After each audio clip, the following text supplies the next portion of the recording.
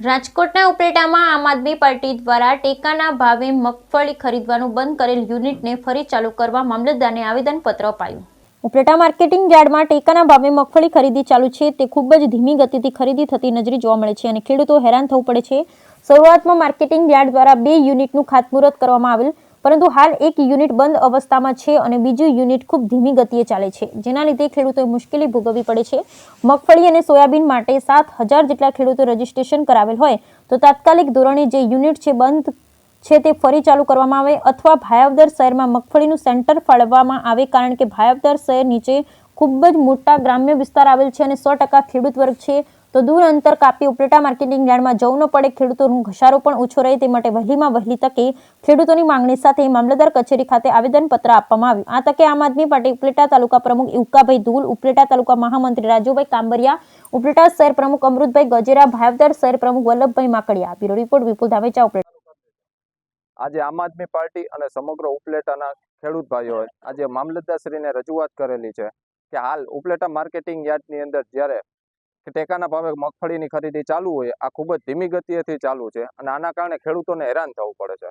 શરૂઆતમાં ઉપલેટા માર્કેટિંગ યાર્ડમાં જ્યારે 2 યુનિટનું ખાતમુહૂર્ત કરવામાં આવેલું હતું, એમાંથી આજે 1 યુનિટ બંધ અવસ્થામાં જોવા મળે છે અને બીજું યુનિટ ચાલુ છે, એ ખૂબ જ ધીમી ગતિએથી ચાલુ છે।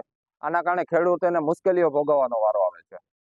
સમગ્ર ઉપલેટા તાલુકાની અંદર 7,000 કે તેથી વધુ ખેડૂતોએ મગફળી અને સોયાબીન માટેનું રજીસ્ટ્રેશન કરાવેલું હોય અને કાયમીના ધોરણે ખાલી 50 કે 100 ખેડૂતોનો વારો આવે છે અને જેના કારણે ખેડૂતોને દૂરથી અંતર કાપીને રાત દિવસ ઉજાગરા કરીને લાંબી કતારોમાં ઊભું રહેવું પડે છે અને જો આવી જ ધીમી ગતિએથી ચાલુ કરવામાં આવશે તો ખેડૂતોની નવી સિઝન આવી જશે, નવો પાક આવી જશે, તો જૂના પાકનું શું કરે?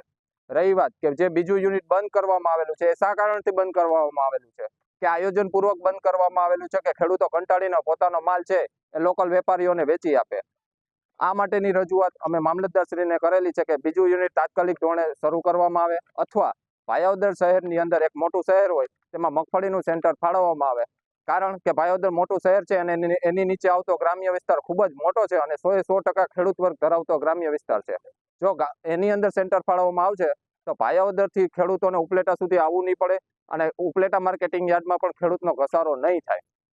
આ માટેની અમે અરજી કૃષિ મંત્રી શ્રી રાઘોજીભાઈ પટેલને પણ આપીશું, સાથે નકલ રવાના અમે મુખ્યમંત્રી શ્રીને પણ કરીશું, તેમજ જિલ્લા કલેક્ટરશ્રીને કરીશું, ડીડીઓ શ્રીને કરીશું અને ઉપલેટા ધોરાજી 75 વિધાનસભાના ધારાસભ્યશ્રીને પણ કરીશું। રહી વાત કે અમે રજૂઆત પણ એ કરેલી છે કે ગયા આમ આદમી પાર્ટી ઉપલેટા શહેર પ્રમુખ શ્રી અમૃતભાઈ ગજેરા ઉપલેટા તાલુકાની અંદર ગુજરાત સરકાર દ્વારા ટેકાના ભાવે મગફળીની ખરીદી થાય છે અને ચાલુ છે, પણ ઉપલેટા તાલુકામાં 7,500 ખેડૂતોએ મગફળી ટેકાના ભાવે વેચવા માટે અરજી કરેલી છે। ઉપલેટા તાલુકાને 2 કેન્દ્રો મગફળીના ફાળવવામાં આવ્યા હતા। હવે ખબર નહીં કે 1 કેન્દ્ર શું કામે બંધ કરી દેવામાં આવ્યું।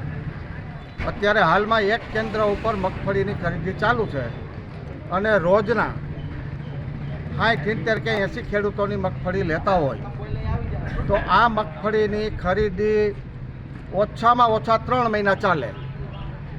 અત્યારે રવિ પાકની સિઝન છે, ખેડૂતોએ રવિ પાકનું વાવેતર કરવું હોય, બિયારણ લેવું હોય, ખાતર લેવું હોય અને મગફળીની ખરીદીમાં પોતાનો વારો ના આવે તો એને પૈસા મળે નહીં। પૈસા ના મળે એટલે ખેડૂત હેરાન થાય, હેરાન પરેશાન થઈ જાય। આજે લગ્નગાળાની સિઝન છે, કોઈના દીકરા દીકરીના લગ્ન હોય, કંઈ મામેરા કરવાના હોય તો આમાં ખેડૂતોને એટલી બધી મુશ્કેલી પડે છે અને જો બીજું કેન્દ્ર ચાલુ કરવું હોય અને ઉપલેટા માર્કેટિંગ યાર્ડની અંદર જગ્યાનો અભાવ હોય તો ભાયાવદર પણ એક એવું સેન્ટર છે, મોટું સેન્ટર છે કે ભાયાવદરની નીચે પણ ખૂબ જ ઘણા બધા ગામડાઓ આવે છે, તો ત્યાં પણ એક કેન્દ્ર ચાલુ કરી શકાય।